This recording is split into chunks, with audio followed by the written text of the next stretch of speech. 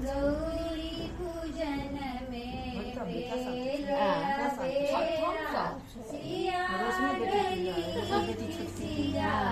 जेठ की तो नौमी में चली 8 साल पर 21 साल से बड़की कन्या के बड़की कन्या के केटा छोटियों के दूटा बेटा तो 12 साल की 8 साल की सखी जल लेने ठाड़ गौरी पूजन के बेला बेड़ा सिया गली सिया गौरी पूजन के बेला बेड़ा सिया गली सिया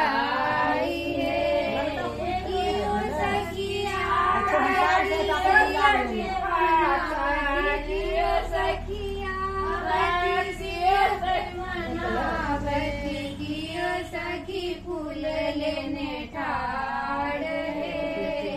कियो सखी फूल लेने ठाड़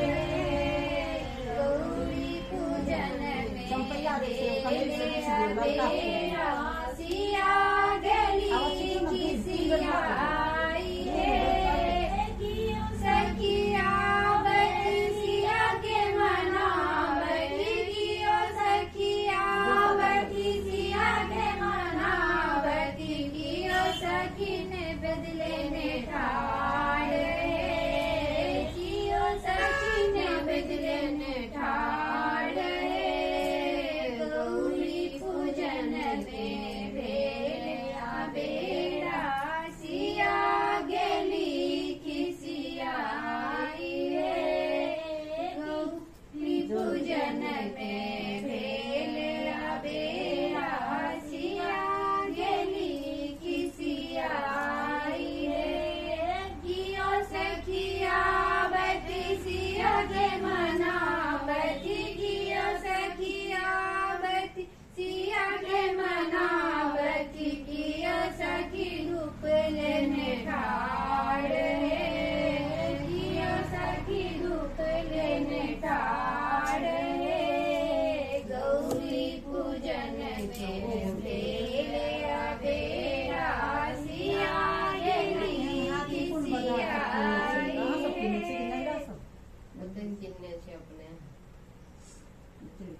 वो हाथी कहीं मस्त रहते कि ना और सरवा रहते कहीं नमहर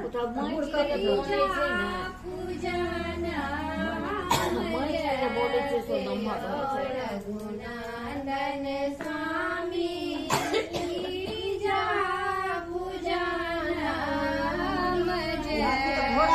हाथी तो कहीं मस्त रहता ना हाथी तो मजा माइट के बनने के लिए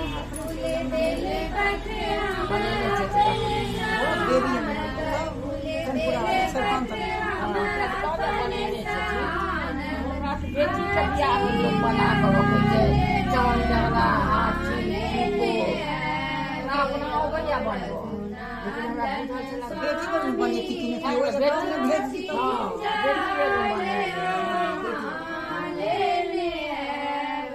बना कर नहीं कर राज में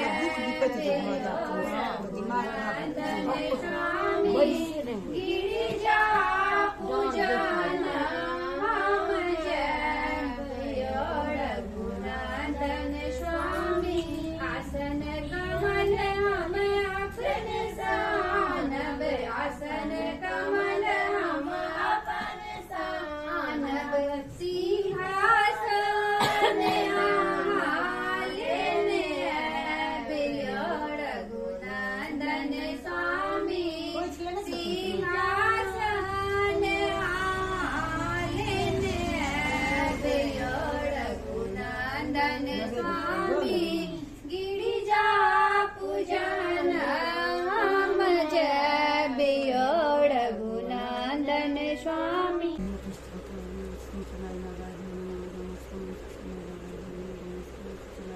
चनाई बाबूयो जल्दी साबियो चनाई बाबूयो जल्दी साबियो गोबर में पवनई दिन पूजल बैसल गोबर में पवनई दिन पूजल बैसल चनाई बाबूयो जुनी देवी लगबियो चनाई बाबूयो जुनी देवी लगबियो चनाई बाबूयो जल्दी साबियो चनाई बाबूयो जल्दी साबियो उजड़े फूलक माला गुथलियै उजड़े फूलक माला गुथलियै उजड़े चानन कस कर रखलियै उजड़े चानन कस कर रखलियै चनाई बाबूयो माला पहिरियो चनाई बाबूयो माला पहिरियो चनाई बाबूयो चानन लगबियो चनाई बाबूयो चानन लगबियो चनाई बाबूयो जल्दी साबियो चनाई बाबूयो जुनी देड़ी लगबियो उजड़े ज्योति उजड़े दोपटा उजड़े ज्योतिया उजड़े दोपटा उजड़े खड़ा में संग साजल सबेटा उजड़े खड़ा में संग साजल सबेटा चनाई बाबूयो धोती पहिरियो चनाई बाबूयो धोती पहिरियो चनाई बाबूयो जल्दी साबियो चनाई बाबूयो जल्दी साबियो चनाई बाबूयो देरी ने खड़ियो चनाई बाबूयो देरी ने खड़ियो मोबाइल